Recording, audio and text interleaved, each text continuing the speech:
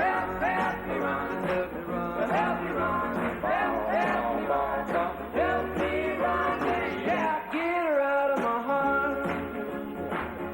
I remember talking to Brian, And I said, why don't we take the recording of Help Me Rhonda and put it in Summer Days and Summer Nights? Well, you know, we just had it in the last album. Brian, you didn't have this recording that was #1. Let's put it in there. It should just be there. You know, so that was more of a straight ahead, you know, verse chorus kind of album. But if you listen to Wrecking Crew, they're doing some really great stuff in it. Although many of the idiosyncrasies of today were absent from Summer Days and Summer Nights, it still exhibited features of Brian's figuring out process and elements that prefaced his later Pet Sounds work. The album's centerpiece was yet another installment in the relentless train of hit singles and went on to become one of the definitive Beach Boys tracks, California Girls. Lyrically, silly, basically, just a guided tour of chicks from different regions, but set into this alarmingly cool, sort of sonic setting, which begins with this sort of orchestral opening, which seems to come from Aaron Copland's Book of Tricks, which establishes kind of like a country and western rhythm. California Girls. Okay, I'm going to play the body of it. See them tumbling down. Ba, ba, da, da, da, da. Now you've heard that tune, right? See, so he probably got the idea of the bass line from that style of music. You know, I played that when I had to do some tapes for the EMP Music Museum in Seattle. You know, I started playing this line. It was on the tape. And the guy said, "Oh yeah, country music." I said, "No, it's not country music. That's Brian Wilson's bass line." I remember going to Columbia Studios and hearing the start of the song, and I went, "Wow!" And it was California Girls. The very opening part of that song before they come, that's actually, if you listen to it, that's Pet Sounds. That's the start of Pet Sounds, I think.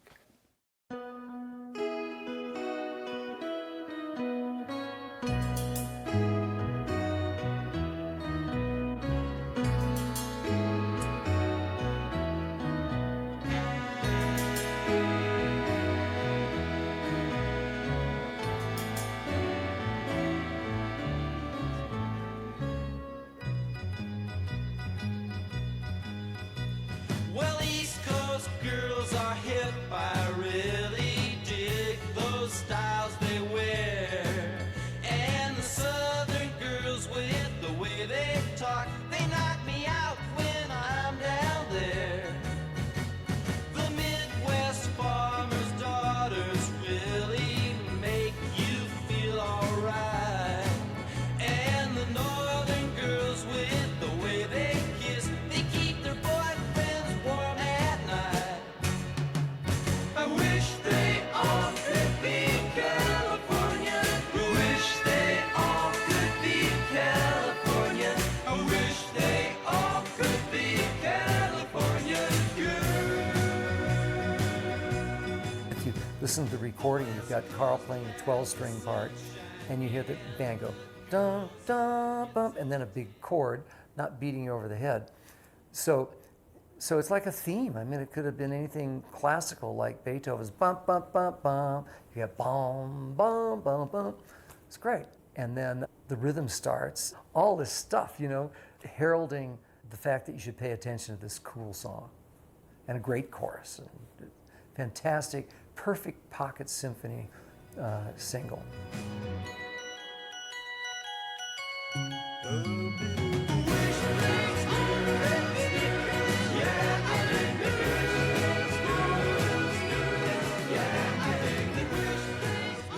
You're not even hearing a specific instrument. You're hearing the sweep of the record. It's more about the whole.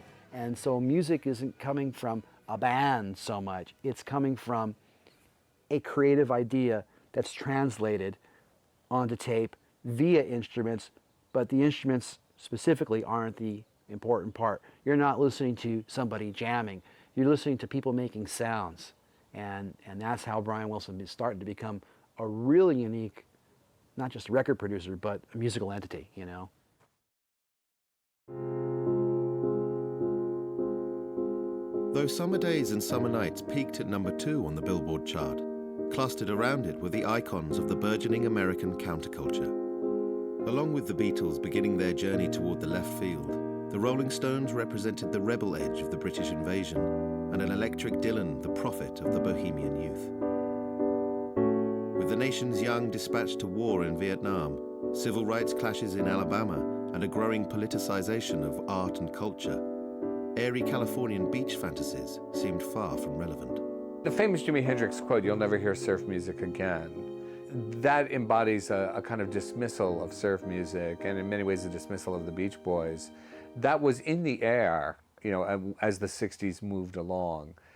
There was something about the early Beach Boys music that seemed adolescent in a way. This didn't take into account the complexity of what the music was, the complexity of the vocals, the vision that the songs represented. I mean, things were changing very rapidly, and nobody was accounting for all that.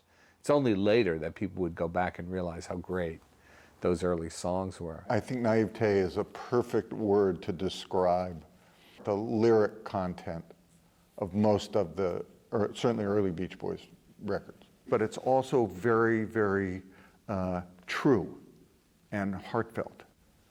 And I think the reason that it was so successful is that people who listened to it recognized the truth of it. The idea that the early Beach Boys songs were anti-intellectual is probably true. I mean, it was a vision of California that was sensual.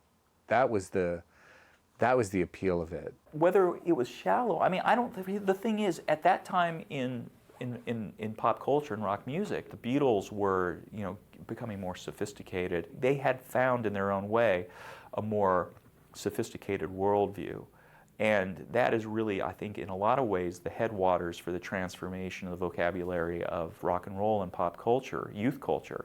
Because, you know, John Lennon could sing about paranoia in conscious terms, whereas your average Beach Boys song or your average pop song was more, IU, surfer girl type stuff. But on the other hand, I mean, just given who Brian is and the complexity of his emotional state, even these songs that people think of as very sunny, fun songs are far away from that, are much more complex than that.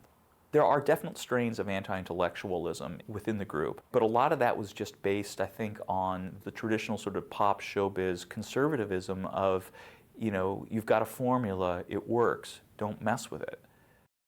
Though messing with the formula was to become the guiding principle of Brian's approach in the latter part of the decade.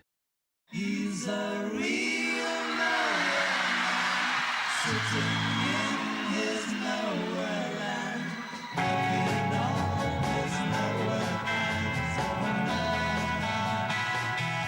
Whether or not the mid-60s cultural milieu had presented the Beach Boys with something of a quandary, it had certainly liberated their chief songwriter from the record industry's infatuation with the hit single.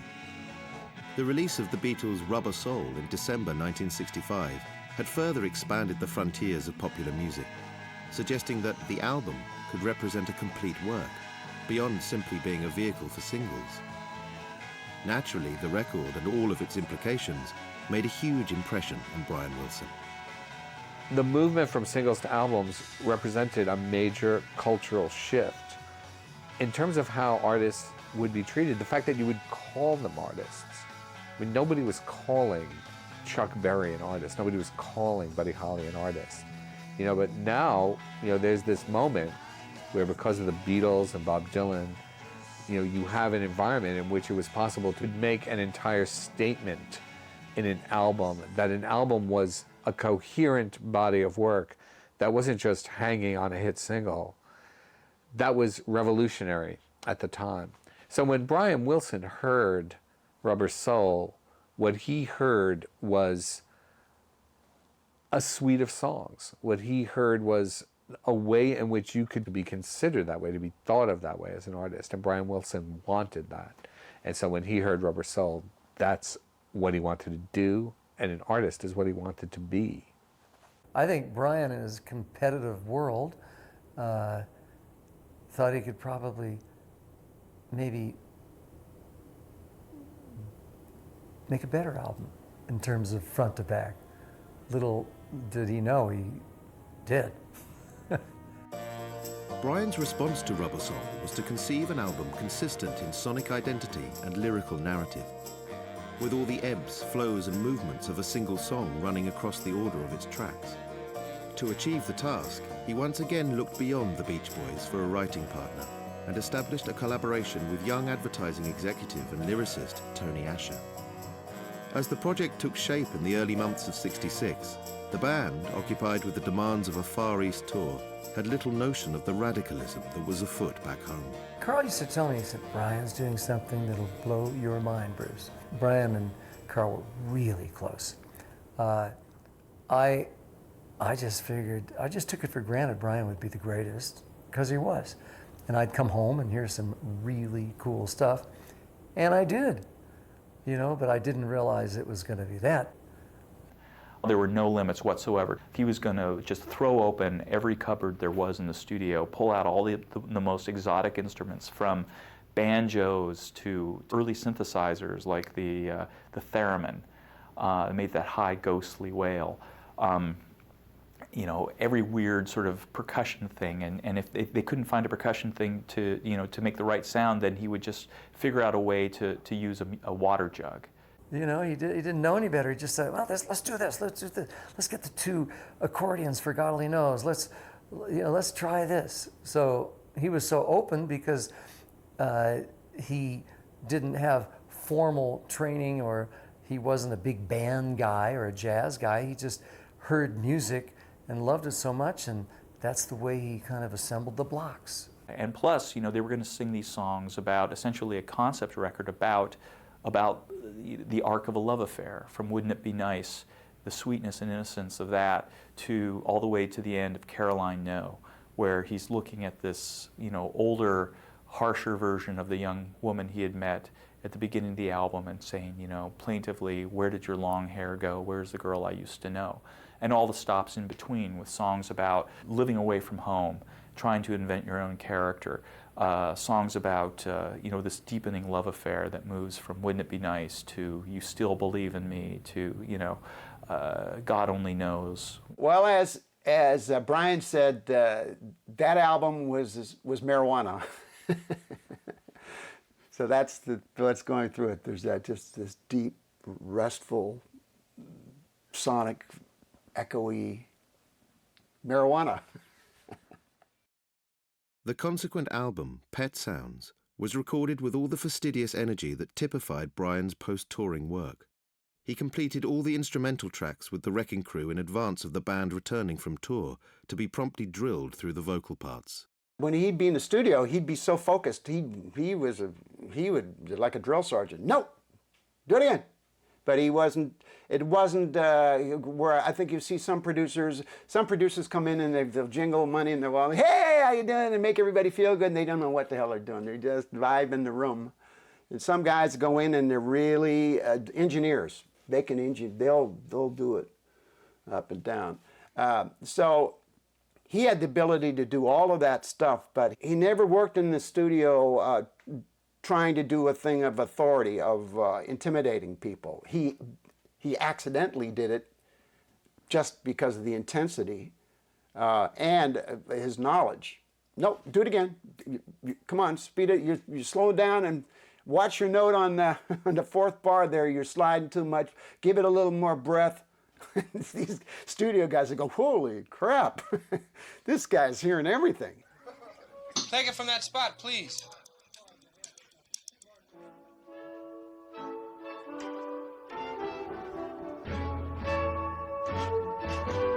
Hey, wow, just that one spot, right, Dad? No, just the one spot. Drew. Octave lower, Don, please. And watch that bum, bum, bum, bum, bum, dee, dee, dee. Let's make it real tight, okay? So many lags or screws up in the first half of that thing all the time. Let's go. I don't think he's the kind of guy that wants to be in charge, but he has to be. He's young enough to know that the only way he's going to get this done is to just be in charge. But I don't think that's in his personality to be, you know, a drill sergeant. But sometimes he really had to control his wild boys. You know, he had young guys, you know, with the great cars and some dough and, you know, and want to go out with their girl to the restaurant and the session's running late. I mean, you know, come on, just sit down. We've got to finish this vocal, you know.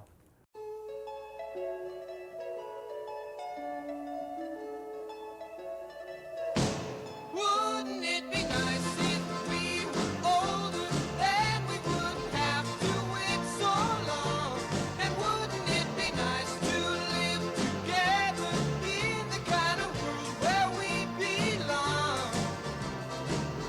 No, it's gonna make it that much better when we can say goodnight and stay together.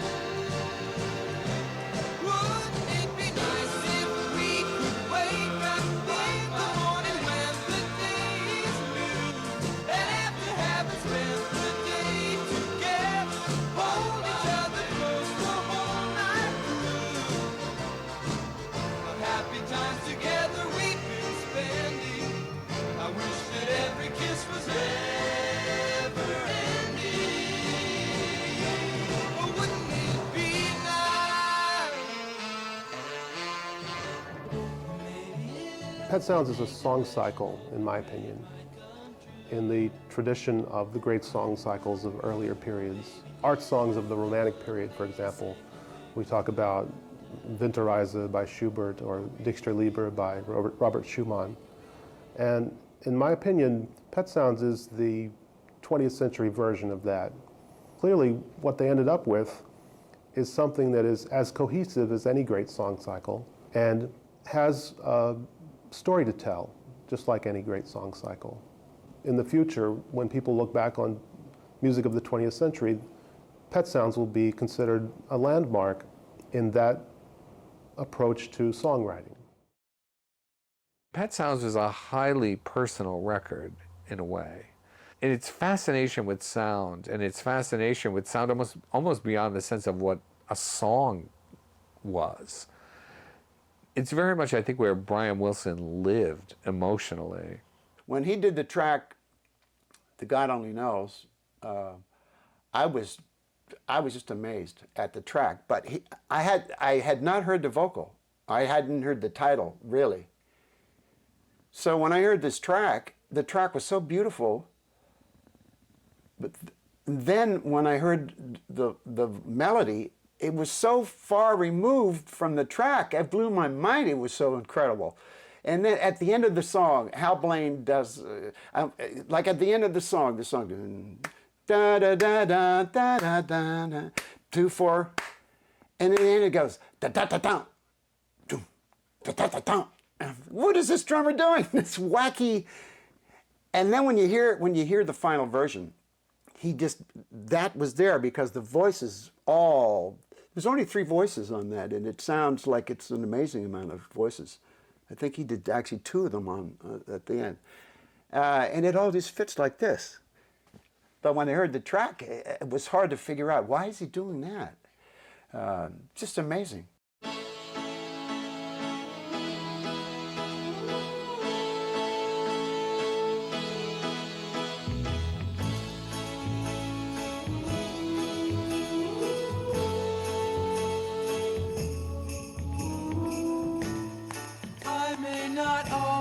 Love you, but long as there are stars above you, you never need to doubt it. I'll make you so sure about it.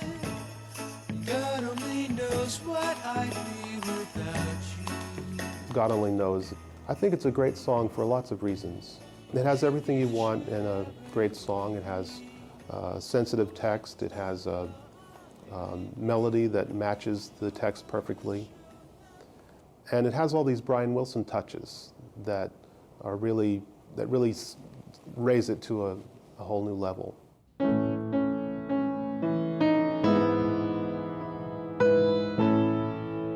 That melody. At first, when you hear that in the introduction, you're not really sure what it's connected to. But then at the end, when all the voices are layering each other, that's the melody that Brian Wilson sings above all the other parts that are going on. It's also a really nicely crafted chord progression.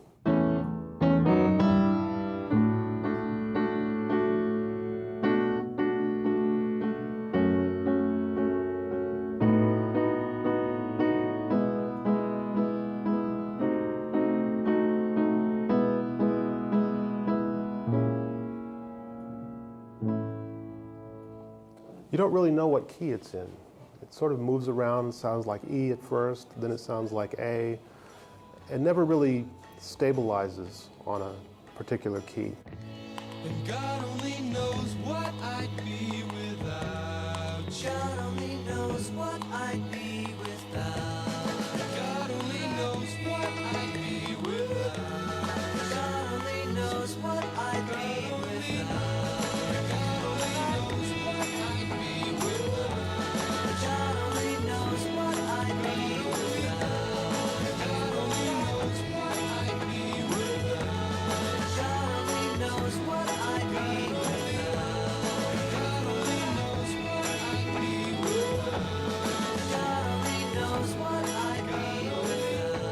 That to me is the most completely developed and most intelligent and most beautiful of all the songs that he ever wrote. It's perfect in every way. Melodically, it's a little Bach invention. The arrangement is perfect. Lyrically, there's not a wrong word in the song. And then there's the spectacular fugue at the end. So it's kind of a teen record, but when I heard it, I thought this is something that I'd never heard before, that I didn't think anyone in the genre was capable of doing. Pet Sounds did, however, contain one song that was not a Wilson original, a leftover from the Summer Days and Summer Nights sessions entitled Sloop John B. Although a number 3 hit as a single, Sloop John B has often been cited as an anomalous feature of Pet Sounds, an unnecessary interruption to the love affair concept and the album's lyrical narrative. Al gave him this idea. Al loved the Kingston Trio and folk music. He said, "Brian, we've got to record Sloop John B," which was in the public domain, which means you kind of become the writer. You're the arranger, but you become the writer, adapted by. So a couple days later, during Summer Days, Summer Nights sessions, he comes in with a complete track. And I don't know why it never got into Summer Days, Summer Nights. It somehow doesn't, went into Pet Sounds, doesn't fit, but we're used to it. We come on this sloop, John B., my grandfather and me, around Nassau town we did roam,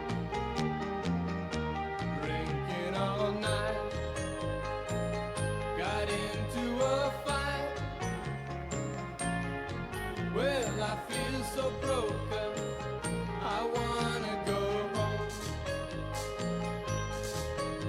So hoist up the John B. sail. You hear this, all this angst and stuff, you know, lyrically in this album. And then suddenly we're doing a folk song about the sloop John B., you know, unless it's some kind of dream sequence. It just doesn't fit. Well, I feel so broke up, I wanna go home. I don't even know, other than Capitol thinking, well, we need a hit on that album. You know, I think that was more of a record company thing to slide it in there. I think it fit on Summer Days and Summer Nights. I mean, I think that's the flaw in the ointment on Pet Sounds. It just doesn't make, it's brilliant, it doesn't make any sense being on that album. So hoist up the John B., hoist up the John B. See how the mainsail, see how the mainsail. Call for the captain ashore. Let me go home, let me go home. I wanna go home, let me go home. Probably the most controversial thing about the album is the inclusion of Sloop John B. In the context of the narrative of the album, I think it's easy to look at that song and say it has no business being there since he didn't write it. It's this sort of exotic journey down to what sounds like the Caribbean, these guys drinking rum and getting arrested. When I listen to it and you think about the sense of displacement that the narrator describes, who constantly is saying, I want to go home, I want to go home, I feel so break up, I want to go home. This is the worst trip I've ever had. People see it as out of place. I see it as a pivot point. Sloop John B. was preceded as a single release by the closing track on Pet Sounds, Caroline No. The record only made a modest impression on the charts, peaking at 32, but, significantly, it appeared with Brian Wilson and not the Beach Boys as the named artist. Given that Pet Sounds was such a personal statement, the fact that its lead single was issued as a solo sat uncomfortably with some in the band. Maybe Pet Sounds kind of was Brian's solo album, but there we are, so we're part of the album, and I have no idea whose idea it was to put Caroline No out, which I love. I don't think it was, I think maybe Beach Boys as the artists, build artists, even though there are no vocals on it. Yeah, okay, fine. Maybe it could have had more chart impact, but I never got why it was a Brian Wilson, why it was released as a single. Where did your long hair go? Where is the girl I used to know? How could you lose that happy glow? Oh, Caroline, no. Who took that look away? I remember how you used to say you'd never change, but that's not true. Oh, Caroline, you break my heart. I wanna go and cry. It's so sad to watch a sweet thing die. Oh, Caroline. Pet Sounds, in a weird way, it is a solo record, but in the same way that Beach Boys Today is kind of a solo record, because they didn't really have a lot of creative input into the record. They didn't play on it, they came in and sang the parts he told them to sing. Literally, they were touring Japan when he was writing and recording Pet Sounds. And then they came in and he said, okay, here are your parts, sing these songs. And it was a huge departure for them. And there was a lot of controversy within the group and within the family about the creative turn that Brian had made. Brian doesn't have a mean bone in his body. He's a sweetheart. He's a wonderful guy. He was always trying to make everybody happy in the band. He was getting so much flack from certain people in the group about doing it that he went overboard to make it like a group album. But it was all him.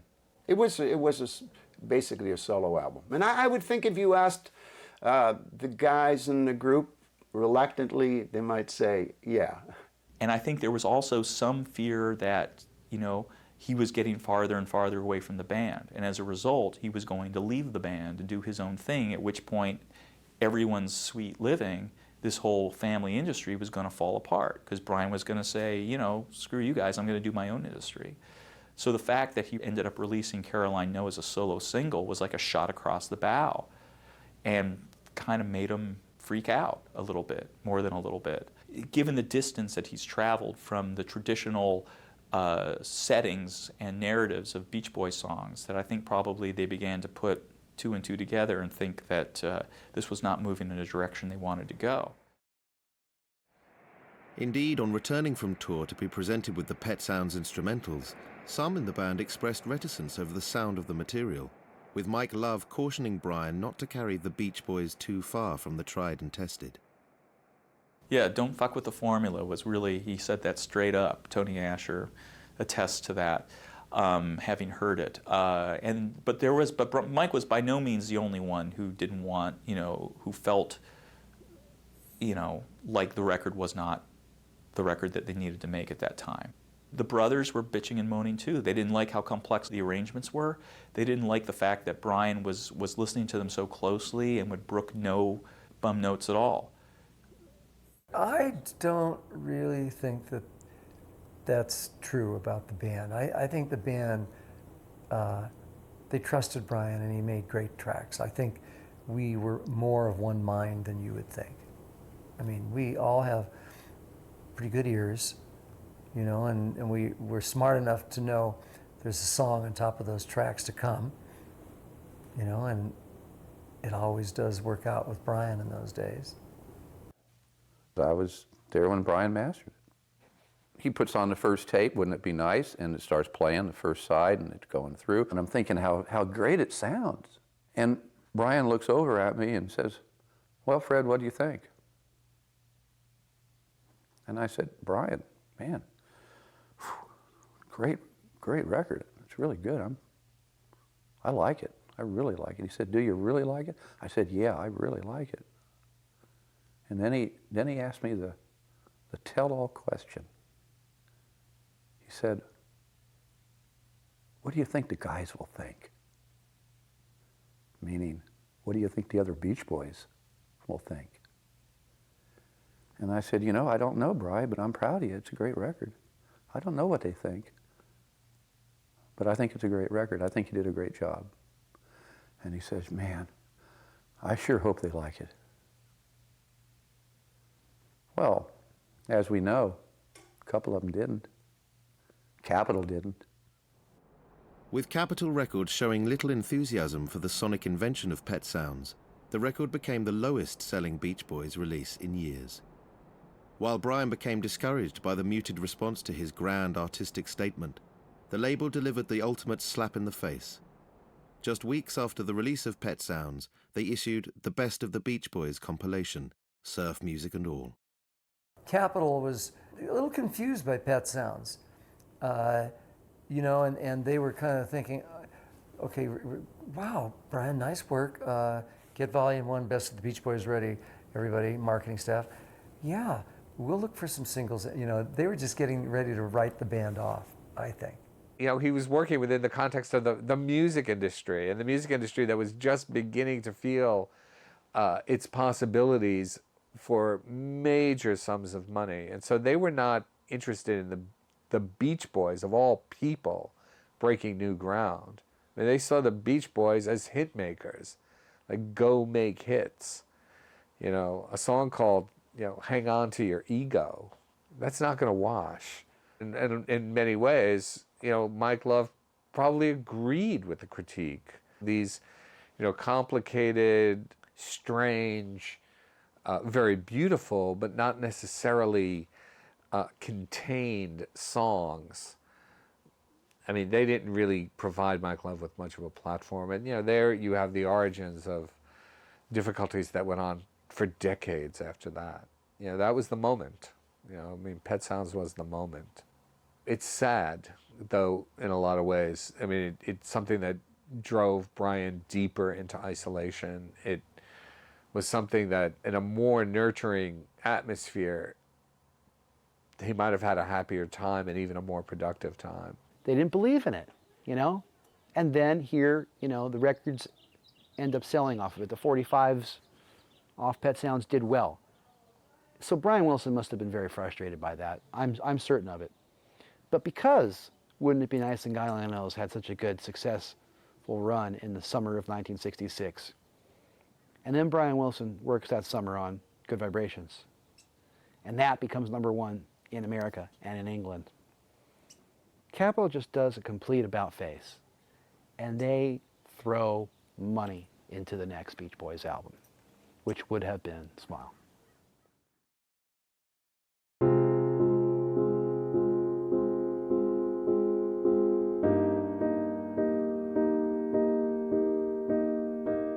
The project that would eventually become known as Smile started life during the lengthy gestation of Good Vibrations that ran throughout 1966. Initial recordings for Good Vibrations had taken place as part of the Pet Sounds sessions, but the song had taken on a life and logic of its own, with Brian moving between studios to rework the material. While Pet Sounds had come and gone, he was still tortuously fashioning a final version of the track and running up a ballooning studio bill in the process. I got my info from Carl, and he would just give us little progress reports, you know, and Brian would just, like a great filmmaker, you know, shoot a scene several different ways, edit it several different ways, and I'm just going to guess Brian wasn't ready. He probably wasn't thinking, well, we need this to drive the marketing of Pet Sounds. I don't think he was thinking of it that way. I think he was totally in pure, wonderful, once-in-a-lifetime artist mode, and it just didn't make the cut. We did many, many sessions, not as many nearly as some of the other people have stated. But it was true that he'd call me and he'd say, can you get the crew in? We're going to work at 5 o'clock or something like that. So, and nobody wanted to miss that. So whatever we were doing, we were there at 5 o'clock. And we would sit down and Brian would play something at the piano. And then he'd say, forget it, I'm out of here. And he'd leave. So we worked for 15 minutes, if that. We wondered at the time, I said, gee, he's sure spending a lot of time, but we knew it was a hit. He was trying to achieve something righteous and something artistic with something pretty simple. It was simple. The simpler tunes are the toughest ones to make into a hit record. Pet Sounds, yes, great, wonderful. If we had included the version you heard, we all heard, in mono, I had to add mono, of Good Vibrations, be a different Beach Boys story.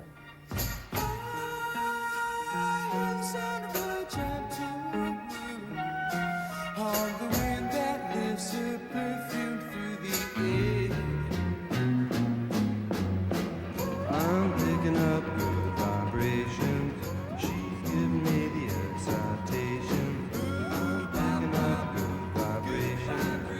She's giving me the excitation. I'm picking up good vibrations. She's giving me the excitation. I'm picking up good vibrations. She's giving me the excitation.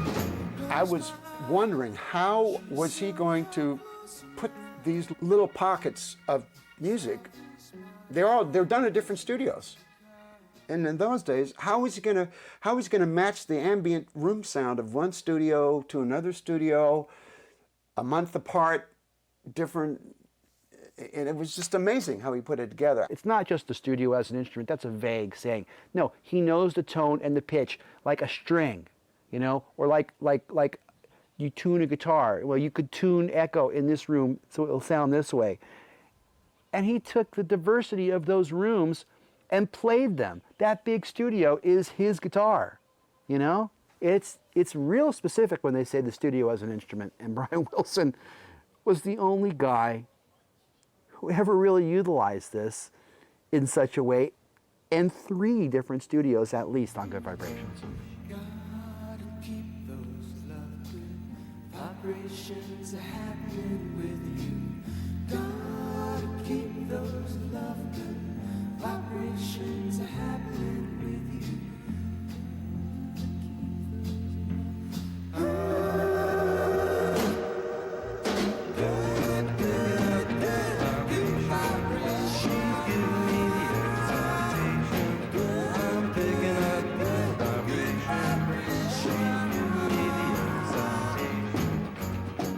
It was a cultural watershed.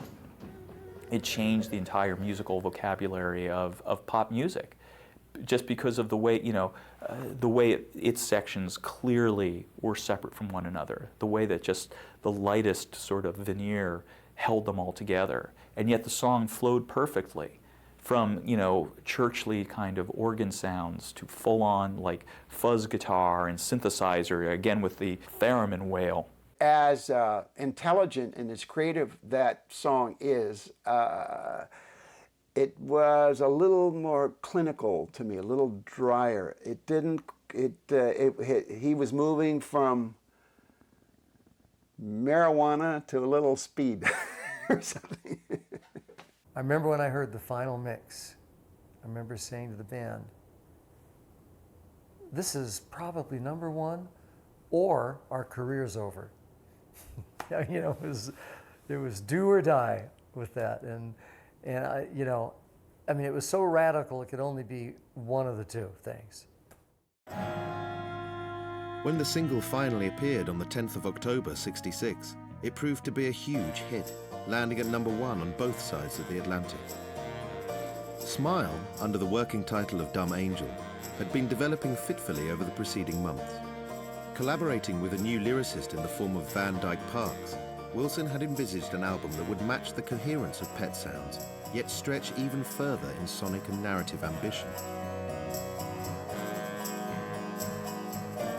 Capitol, enticed by a whole album that promised to replicate the sound and success of Good Vibrations, were now ready to hand Brian a blank check. The label mobilized a formidable marketing campaign, promising Smile by the end of the year and making grandiose statements about the album's likely impact. Smile is the name of the new Beach Boys album, which will be released in January 1967. And with a happy album cover, the really happy sounds inside, and a happy in-store display piece, you can't miss. We're sure to sell 1 million units in January.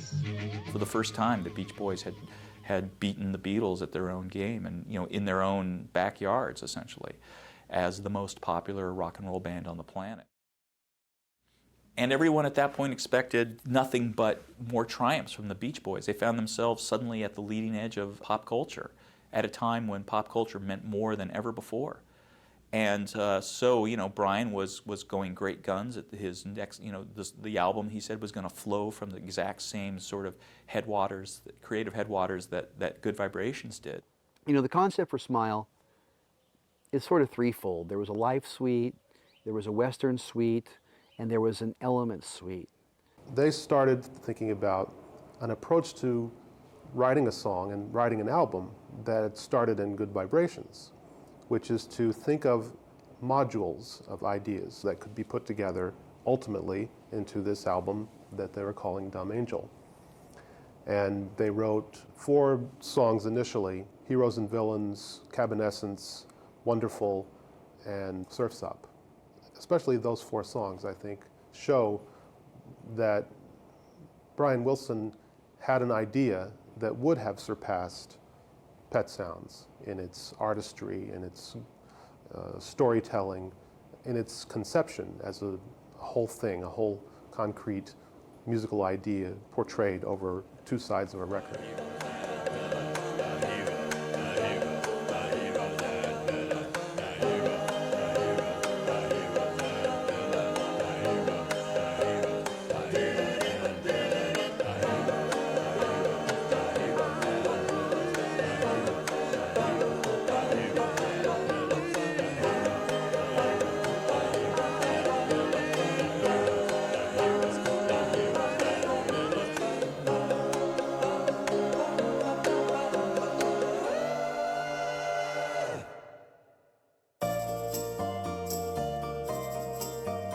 Brian and Van Dyke's primary efforts took place in an atmosphere of unbridled enthusiasm, and with the Beach Boys on tour, the LA songwriting division began to resemble something of a carnival. Surrounded by a coterie of friends and associates, Brian's reveries extended to constructing a large Arabian tent indoors, holding meetings in the swimming pool, and perhaps most famously, siting his home piano in a giant living room sandbox. Though such eccentricities would later be pointed to as symptoms of excessive drug use, they were more likely the imaginative leaps of a young, rich musician fully possessed by creative energy. Indeed, the sessions in the sandbox yielded a group of compositions that formed the basis of Smile. The sandbox was just a box that he had made. It was full of sand that he could sit in, feel like he was at the beach. Mine was not to ask why, nor to reason why. This was his house and his sandbox.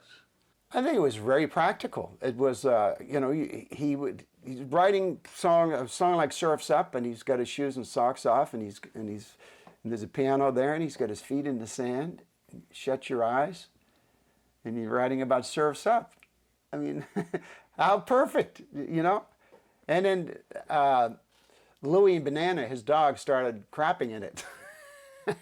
And that kind of blew that. People who are talented like to have fun, you know, and they like to enjoy all kinds of strange things that we, not 9-to-5ers, don't know anything about, you know. So recording in a swimming pool that the water had been taken, yeah, that makes sense because the sound has to be great down there, you know. So, you know, but they use these things to try to say, well, Brian is crazy. I said, yeah, I mean, crazy like a fox. A lot of people have said that drugs were a problem, but from what we find out, that drugs were a problem later on, after Smile collapsed, because you can hear in the session tapes that Brian Wilson is in control and on the money and making incredible music that no one has ever done before. He's not out of control. He is totally in control of those sessions. Though Brian's idiosyncrasies fast became a feature of the studio work. The modular recording style and unorthodox compositional turns mystified many of the session players and, often accompanied by his entourage, Brian encouraged a mood of levity and experimentation. This was his baby, and we were just working little parts. Ba-doom-doom, ba-doo-dee, ba-doom-dee, ba-doo-dee. These are things that he wanted done, and we were doing them. And then he'd say, thanks, that's enough. In other words, he heard something at home, he drove to the studio, he wanted that 3, 4, 6, 8 bars. He wanted to hear it. Once he heard it, okay, I'm going. That's enough. And then he'd go home, I guess, and work on whatever else he was working on. For us, it was amazing. We never saw this with other producers or directors. They said, here's the song, we played it. With Brian, he'd say, here's the intro. Ending, take 3.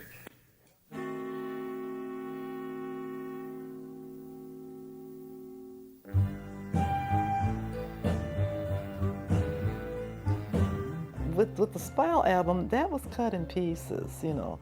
And so I thought, well, that's strange.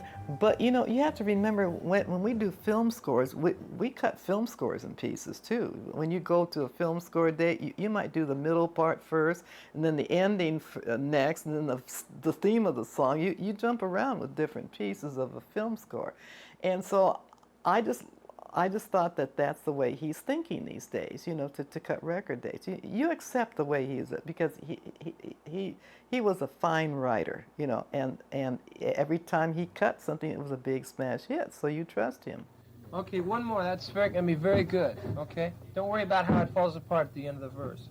That's generally what it's supposed to do. Hey, but don't worry about it, Carol. You mustn't.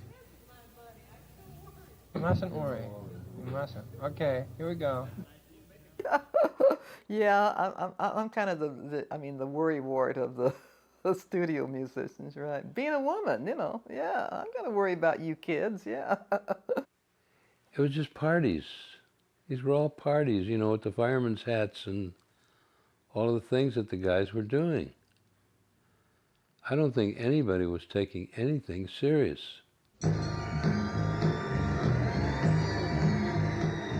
He brought in some firemen's helmets, and so somebody started a fire in a waste paper basket or some. There was a helper assistant guy called Brother Julius with a big bucket, put wood in it, light it, and he brought it into the studio while they were playing. Fire, you know, that Miss O'Leary scout.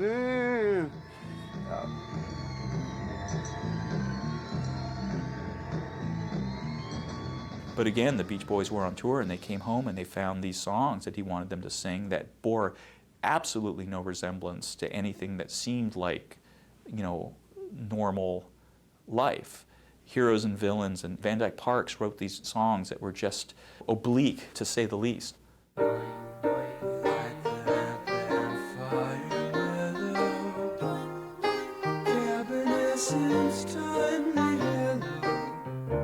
The famous line that caused Mike Love to blow his top was in the song Evanescence, which is a sort of a impressionistic portrait of the wide open frontier and the procession of pioneers moving further west, and describing this vision of a worker on the railroad, a Chinese worker who sees a bird fly up in the air looking down at him, and suddenly you're seeing the world through the bird's eyes as he's saying over and over, the crow flies uncover the cornfield.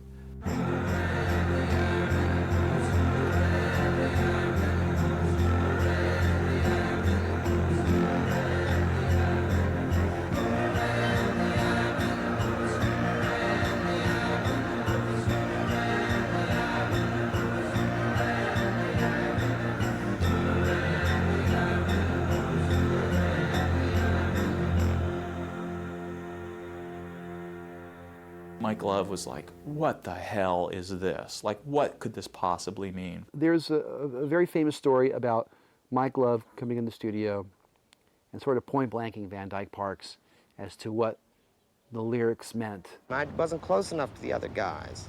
I was in a position of defending my lyrics. It went from Dingwoody Pearl, Hang Ten. I mean, I didn't know that language, to like columnated ruins domino. Mike Love said to me one day, he said, explain this. Over and over, the crow cries, uncover the cornfield. And it was an American Gothic trip that Brian and I were working on. I said, I don't know what these lyrics are all about. They're unimportant, throw them away. And so they did. You know, Mike wanted to have some kind of definitive answer as to what does it mean specifically. And it's like, you know, and Van Dyke couldn't answer specifically because it was more about images. The encounter concluded with the departure of Van Dyke Parks from the Smile project. Though expectations for the album remained excessively high, and a buzz had developed amongst insiders privy to some of the material, the early months of 1967 saw the pressure on Brian and his as yet unfinished masterpiece begin to mount. There began to develop this sense that Brian was on the verge of a masterwork beyond all masterworks. The only problem was the Beach Boys, and I think to a great extent Capitol Records, were having none of it. To the extent that they did sing the songs, they did it under pressure and gave a lot of duress to Brian along the way. The vocal sessions were very tense. And meanwhile, Brian, you know, is fraying internally. I think the outside pressure of the Beach Boys then, and you know, all of a sudden saying, hey, we can't do, how can we do that song live? You know, usually they could do the whole album, whatever songs they wanted. They couldn't do some of those songs live. I think he kept doing what he wanted to do, but he kept getting more and more pressure. I think Brian probably got a little, I hate this word, but I have to use it, he got a little paranoid about what his next move was, you know? And I think he probably overthought it out. And Mike Love gets this horrible bad rap as trying to sabotage the Smile album. If you listen to the existing recordings of what was recorded for Smile, the band worked so hard with Brian to make this happen. But I just know Brian was, you know, very tense, and it wasn't the Brian that I'd worked with, you know. I just think his success was so big, he might have just been thinking, well, how am I going to do this? Further problems surfaced in the form of an untimely lawsuit between Capitol Records and the Beach Boys over contracts and royalties. As the dispute rumbled through the courts, Brian was compelled to relocate to studios that would not be on the Capitol dollar. A prospective release date for Smile drifted further and further over the horizon of 1967, as Brian, buffeted by the various pressures and competing interests swirling around him, struggled to complete the album. When the new sound finally arrived in the summer, it was not from the bright skies of California, but the drizzly streets of Liverpool. The Beatles' Sgt. Pepper's Lonely Hearts Club Band had given rock and roll its watershed moment, and Brian Wilson capitulated, finally abandoning his grand vision and consigning Smile to the mythical realm of music's great lost work. Let's forget about selling stuff. Just think of it as pure art. Brian would have had a 1-2 punch. It would have been great. It was all there. You've heard the fragments, you've heard some of the songs. If you link them together, it would have been a different respect for the Beach Boys. A lot of people, I think, have done this legend thing in their head, this fable that they've created, and everyone wants to completely believe that this whole thing happened a certain way. And what I saw was different than what they're all thinking, or what they all say and keep repeating. What I saw was after the Pet Sounds album, and he started doing Cabin Essence, I'd go over to the house and he'd have a part he'd done. Water, you know, Child is the Father of the Man, these little parts. He almost got into a series of little pocket pieces, like on Good Vibrations, because that kept on going. And I don't think he lost the ability of the freshness of knowing which part should go where. It was like, I don't know, man. I don't know. Maybe that shouldn't be the start. Maybe and he was like started again into these puzzles of putting the songs together. One of the great ideas of romantic art is the great unfinished work. People talk about various Samuel Taylor Coleridge. The poems are unfinished. They're incomplete. They're fragments, and that in and of itself is a romantic ideal. And it's, in some sense, Smile, were it ever to have been finished back when it was supposed to be, I don't think ever could have been remotely close to achieving what the emotions and aspirations that people imbue it with. I think it potentially could have been a very great record, but it was in many ways even greater as an unfinished idea. What we miss is what people got to see on Inside Pop, The Rock Revolution, 1967 television special by CBS News, where Brian performs Surf's Up to close the show. It's profound. Everybody who saw that special kept on asking about that song. Come about hard and join the young and often spring you gave. What beautiful lyrics for 1967, the year of all you need is love, and the year of the summer of love. This is where people are starting to say, let's come together. All that feeling was in Surf's Up, and so profoundly written, and so profoundly sung, and so profoundly spoken in those words. And they heard it once on a CBS News special, and that was it. Ether after that. I think this music has something terribly important to tell us adults, and we would be wise not to behave like ostriches about it.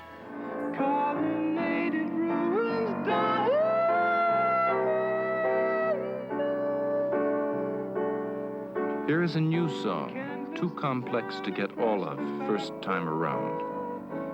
It could come only out of the ferment that characterizes today's pop music scene. Brian Wilson, leader of the famous Beach Boys and one of today's most important pop musicians, sings his own Surf's Up. Dove-nested towers, the hour was struck, the straight quicksilver moon. Carriage across the fog, two-step to lamplight solitude. The laughs come out in auld lang syne. The glass was raised to fire, it rose the fullness of the wine, the dim last toast. While at port adieu or die,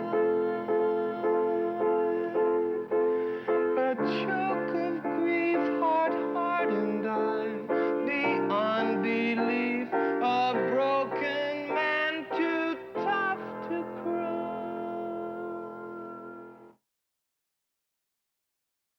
I've been in this town so long and back in the city, I've been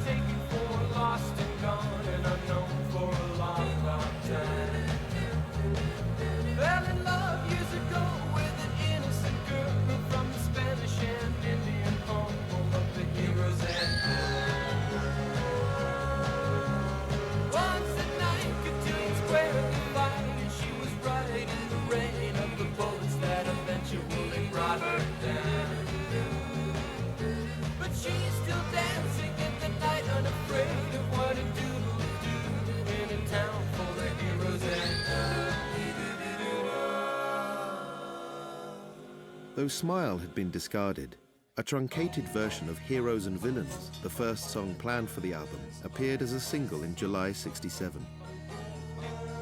The band was, however, still obliged to deliver an album, and that obligation had now become pressing.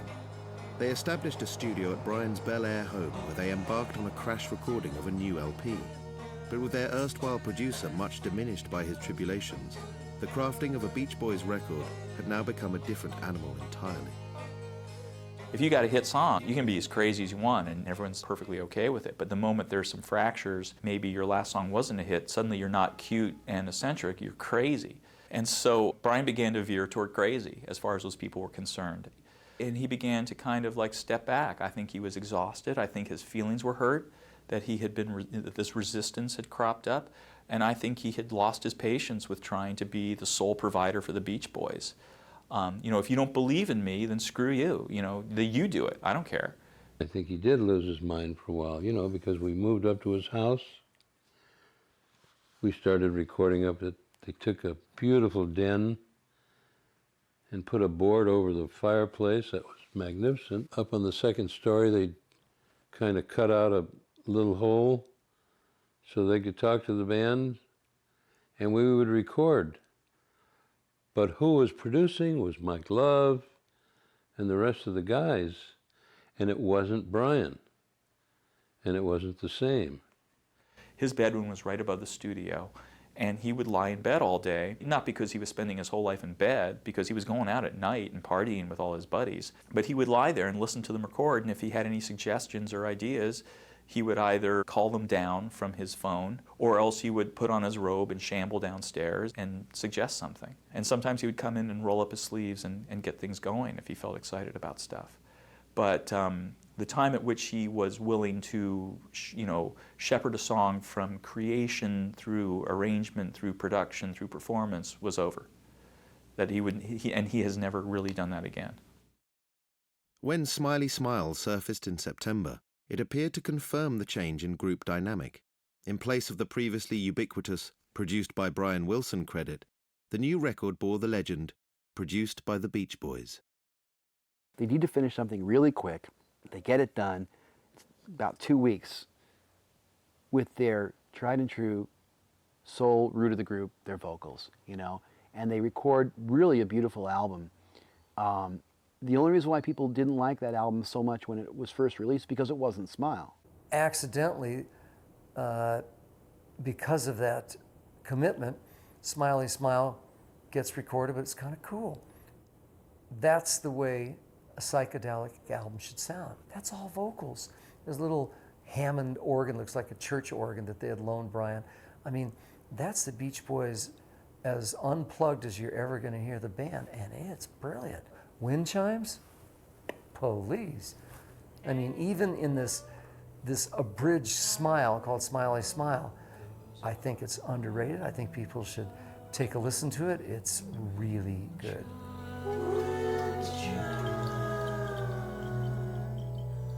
In the late afternoon, you hung up on wind chimes. Wind chimes.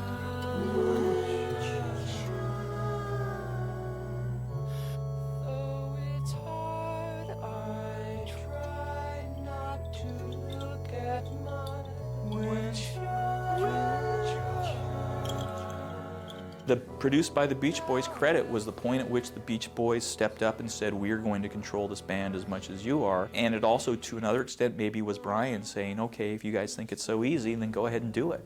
It could have been them thinking that they were stepping up to be equals to Brian, but it was Brian also saying, you know, go ahead, that's fine, I'm going to go to my room and hang out. I never understood that. I always thought it should say, anything should say produced by Brian. I don't know what the reasoning was to put the Beach Boys' name as the producers. Brian still was in charge, though it may sound watered down to you. It's still, Brian can't help it, but when he's good, he just is. He just is. The reign was kind of given to the Beach Boys to get credit on that album, so he could slowly maybe wean himself over here. Good, you guys, I'm not deserting you. Look, you're good on your own. I'll come in and help, but now this will give me a little time to do some new things. And given the course of recent events, Brian actively sought to initiate new projects outside of the Beach Boys context. In a move reminiscent of his productions during the early 60s, 2 songs were written for Danny Hutton and recorded with his band Redwood. Brian displayed a keen enthusiasm for the work and discussed signing Redwood to the Beach Boys' new label, Brother Records. But just as Murray Wilson had closed the book on his previous collaborations, so a new intervention was to strangle the partnership in its infancy. I think he was really saying, the Beach Boys have done their stuff. I've really done what I think is some incredible stuff. Now I want to start doing stuff with other people, other bands. So we were the band that he thought, you know, we were vocalists. We could play guitars and stuff, but we weren't a band that he had to fight. He could bring in his crew of people and we could do blues, hard-on blues. So I think he felt that his palette could expand in areas where he hadn't kind of get into a little Spector area, which you couldn't kind of do with the Beach Boys and vocally sometimes. You know, it was a different kind of sound. Then the Beach Boys came in town, and Mike Love hears a song called Darlin' that Brian had written, and he was pissed off. He said, what are you giving them a hit song for? And I can absolutely see his point. But Brian, you know, we had committed to doing it with Brian. Brian wrote the song because I used to say Darlin'. He wrote it for me, and it ended up with our voices being taken off, and there's put on it, Carl doing it. Mike is a guy that comes up with these ideas. He's very protective of the Beach Boys. It's a great legacy. And I see his side of it, but he absolutely rubs a lot of people the wrong way.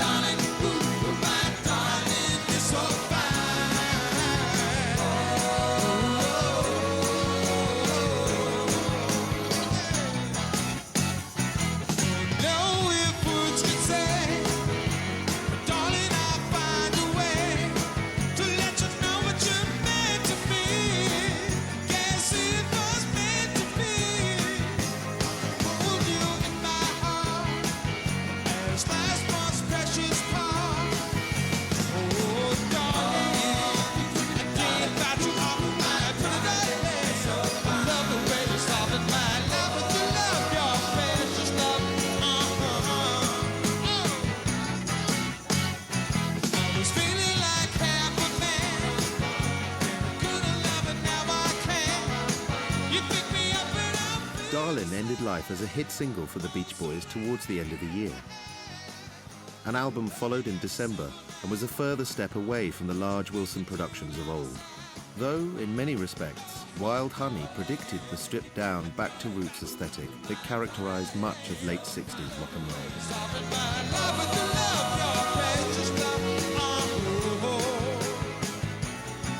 In some sense, it's Brian Wilson's burning out and cooling out, as Carl Wilson called it. But in another sense, it is trying to go back to basics and making a simple rock and roll record. It seems during the period that Wild Honey's being made, I think Brian Wilson becomes like the first person to burn out from that whole large production thing that was happening during the mid-60s, you know? The Rolling Stones went ahead and made Satanic Majesty's Request, and they got knocked for it, for example. So, you know, meanwhile, you're getting Bob Dylan doing John Wesley Harding, and Byrds do Sweetheart of the Rodeo, and the band does music from the Big Pink. I mean, the Beatles want to do an album called Get Back. So people wanted to bring things down. He really heard what he wanted to hear. I mean, it's not a piano sound that I would go looking for. I mean, some of it is almost like a muffled piano and sort of a bass back there, but they're very true to the songs, and they're very true to where he was at the time. And it is a stripped down, you know, I think a couple of those piano parts might be from the little upright that we had in the studio.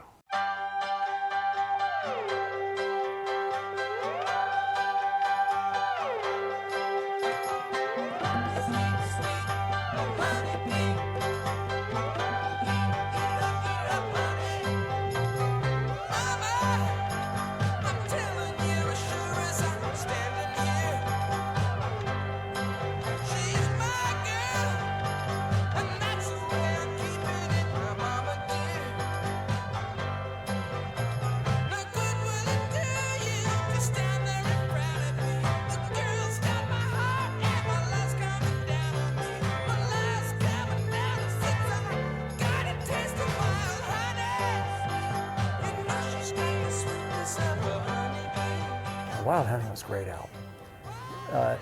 You know, Wild Honey was just kind of like, you know, when the fighter's in the ring and they ring the bell and they get to go sit in the corner. That was just, you know, we're just blown away off the planet listening to Motown and stuff, and that was a really fun album to make. It was easy and simple, and we made it at Brian's house for the most part. That was a cool album.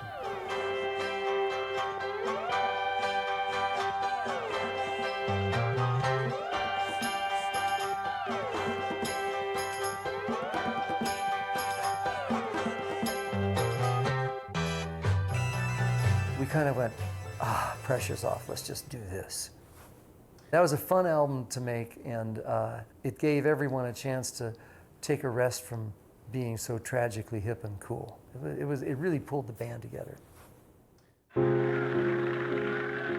But times were changing. 1968 saw the United States descend into one of the bleakest periods in its history. The assassinations of Martin Luther King and Robert Kennedy, growing militancy amongst the youth, and a series of political convulsions had pitched America into a divisive, confrontational malaise. Amid all the ferment, the Beach Boys' summer album Friends failed entirely to relate to the cultural zeitgeist and sank without a trace. Well, by the late 60s, they didn't seem to fit anywhere in the popular culture, because in the post-Summer of Love period, particularly starting in 1968, when it was all riots and, you know, the anti-war movement had become violent to a great extent, you know, to some extent. And there were political assassinations back to back, you know, Martin Luther King and then Bobby Kennedy, and a whole sort of Dionysian kind of strain of pop music really came to the fore. 5-1, baby. With the Doors and heavy metal music or hard rocking music, power trios and Jimi Hendrix. The Beach Boys just were headed in the opposite direction. You get yours, baby. I'll get mine. They didn't really fit. I mean, the way maybe they would have liked to commercially and in the traditional business of it. And I think they were a little bit lost and a little bit, gee, where do we go from here? I mean, didn't quite know what their image was, didn't know where to go with it, and so it was a difficult period, I think, for sure. I do think that Friends ended up being, to me, what is the most natural follow-up to the Smile album there could have been.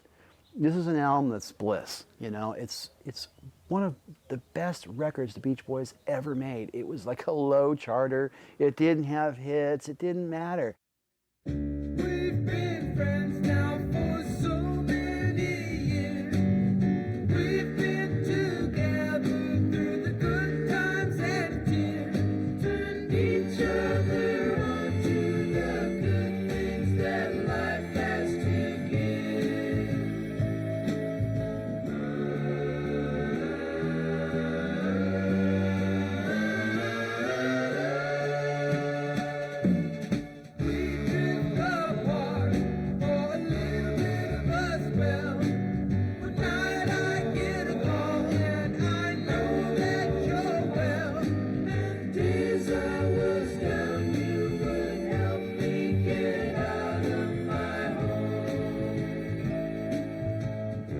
No, that's a pretty lightweight album. You know, I mean, I love Friends. I love the song Friends. I thought that was really great, really great. Mike had been hanging out with Maharishi and Lennon and George Harrison a lot in India. So that's the album that has Transcendental Meditation in it, where Brian sang all the vocal parts. I thought it was kind of clever, but the album, I'm surprised it got to 126. Maybe 1,026 might be more appropriate.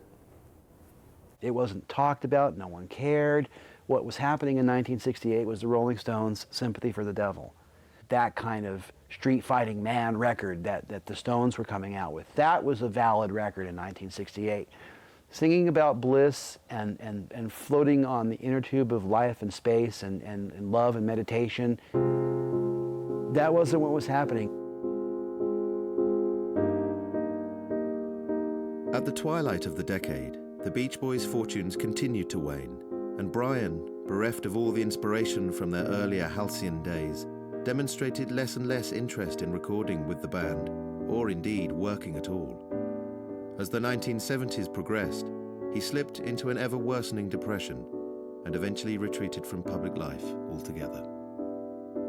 On the one hand, he was living a kind of just a normal, eccentric person's lifestyle, but he had good times and bad times. He had times when he was just sort of being silly and living this kind of weird, young, rich, eccentric lifestyle, and times when he seemed to be spiraling more into a darker kind of depression. He became huge. Couldn't believe how big he became. You would have never believed the beard that he had. He looked like Santa Claus.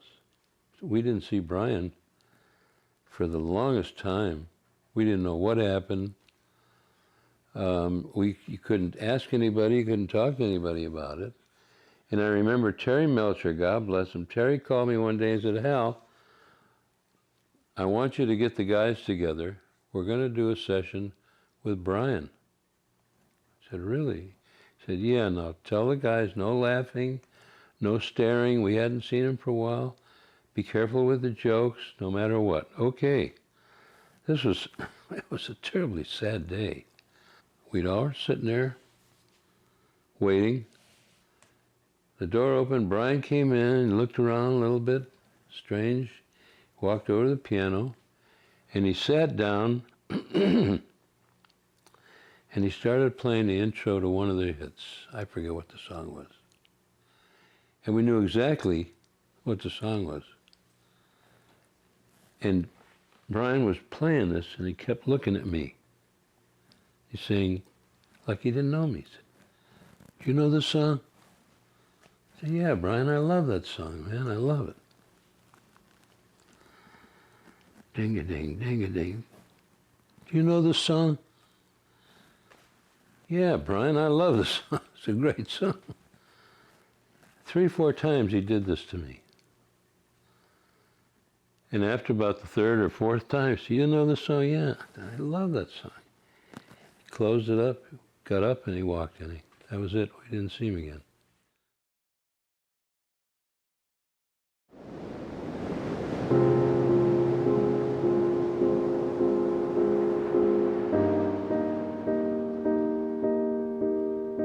It's interesting, as the years have gone on, I think their reputation has only gotten better and better. 40 plus years later, you're more sort of avant-garde, edgy, alternative musicians, I think, to a person will acknowledge the importance and probably even a devotion to Brian Wilson's work. The amount of imagination, risk-taking, the eccentricity of it is something that just resonates across the ages. Brian Wilson is not just a songwriter. He's, in his early days, thinking about the whole experience of the song, the way it's presented, the way it's recorded, the way it's performed. In other words, he's not depending on someone else to be the producer or the arranger. He's doing it all himself. He's more than just a songwriter, he's more of a composer in the great tradition of great composers. The innocence that started off as the Beach Boys, the music, the innocence in the music, the fact that it hit home and lit a spark in so many people around the world and made so many people happy. That's the main thing. The music made people happy. And to this day, you can go to a concert and you see children that know all the words to those songs. And you see people in their 70s dancing in the aisles. And that's Brian Wilson's legacy.